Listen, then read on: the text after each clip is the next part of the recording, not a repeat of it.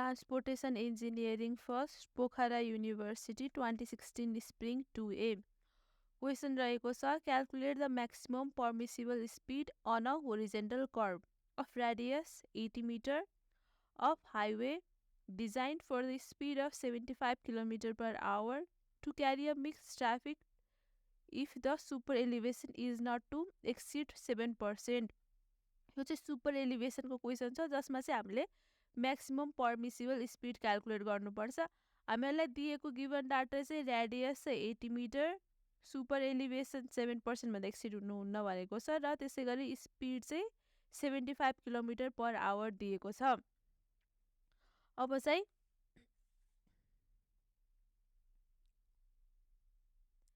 this problem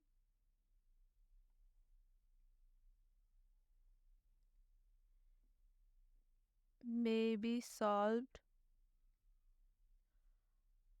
considering 75% design speed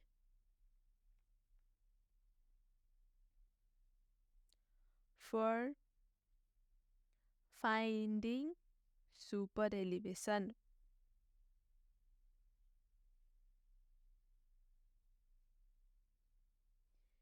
Equals to 0.75 b whole square by 127 into r. So 0.75 into v चाहिँ हामीहरुको 75 दिएको छ, whole square by 127 into r चाहिँ 80. 0.75 into 75 को whole square by 127 into 80 यो गर्दा चाहिँ 0.3114 आयो। Maximum allowable value of E is limited to 7%. That is 0.07. E को भ्यालु चाहिँ 0.07 सम्म मात्र लिमिटेड छ, तर यो चाहिँ 0.07 भन्दा ग्रेटर छ। सो अब नेक्स्टमा चाहिँ हामीहरुले check value of friction developed, value for friction developed. F equals to b square by 127 r minus e.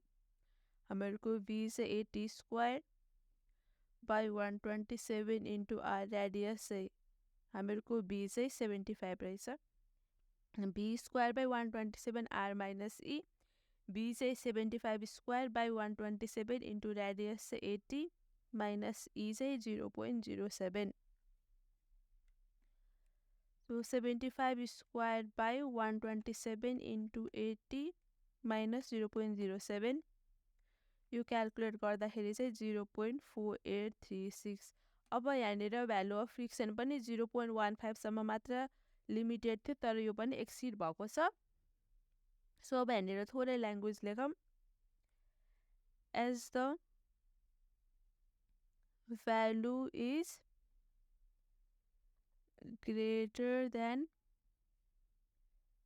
maximum allowable safe friction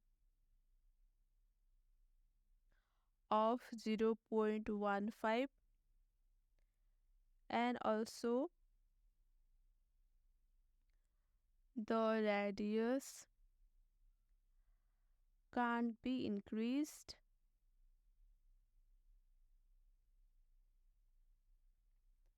the speed to be restricted. अब चाहिँ हामीले म्याक्सिमम अलाउएबल स्पिड निकाल्नु पर्छ। Hence maximum allowable speed on curve is obtained by assuming full value of design friction coefficient. अब यहाँनिर चाहिँ BA E plus F equals to B square equals to 127R हुन्छ. त्यसले गर्दाखेरि चाहिँ BA को फर्मुला चाहिँ E plus F into 127R.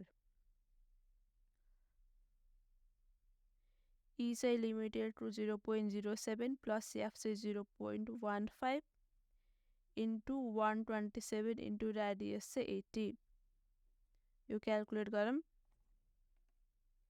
Root over 0.07 plus 0.15 into 127 into 80. यो गर्दाखेरि चाहिँ हामीहरूको maximum allowable speed चाहिँ 47.277 meter per यहाँनिर चाहिँ kilometer per hour. So हामीहरूको maximum permissible speed on a horizontal curve चाहिँ 47.277 किलोमिटर पर आवर हुन्छ. सो आजलाई यति नै. Thank you. सो केही कन्फ्युजन भयो भने तल कमेन्ट गर्नु होला र हाम्रो च्यानललाई लाइक र सब्स्क्राइब गर्न नबिर्सिनु होला. Thank you.